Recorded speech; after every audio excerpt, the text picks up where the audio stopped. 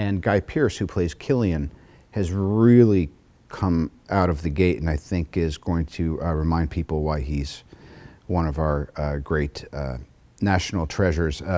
He's on loan from Australia, but he's a great American national treasure. I really felt that the big idea here was he's so central to the story. He is, aside from Rhodey, he's the closest person to Tony, and because John and I are so close, and because everybody has such a familiarity with him, that we thought he can't just come in and do what he used to do, which is shoot everyone else's coverage, maybe crack a joke, maybe just stand there and be this kind of non-entity. It was a waste of talent.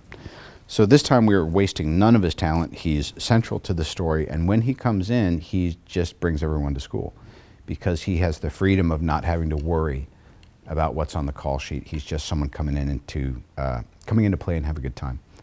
So I think A, for the fans, B, for all of us who love him so much, C, for Shane, D, for the rest of the cast who has either a direct experience with him or an understanding that he's kind of the grandfather of why we're all here anyway.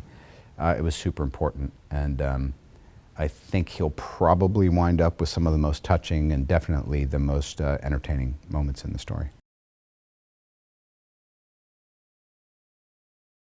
Well, to me, it's the perfect balance of not too far and not far enough. And again, a lot of this happens just by kind of like dialing in the servos as you get closer and closer to shooting, and all of the great department heads we have, and everybody has a take on what should we do next.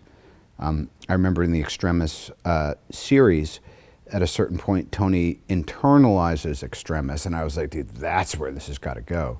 And it's not impossible that it could, but the other thing you always have to think is, how far is too far? At what point have you taken all your toys out and you've essentially burned out any possibility of ever having another one? At the same time, how do you want to make each one feel like it's definitive and you're not keeping your best cards, you know, on the table? Sir Ben brought the trifecta of an extremely accomplished artist who also came with a lot of very strong ideas which were necessary and had to be implemented, and then third, decided to absolutely cut loose and play in a sandbox like a improvisational 5-year-old.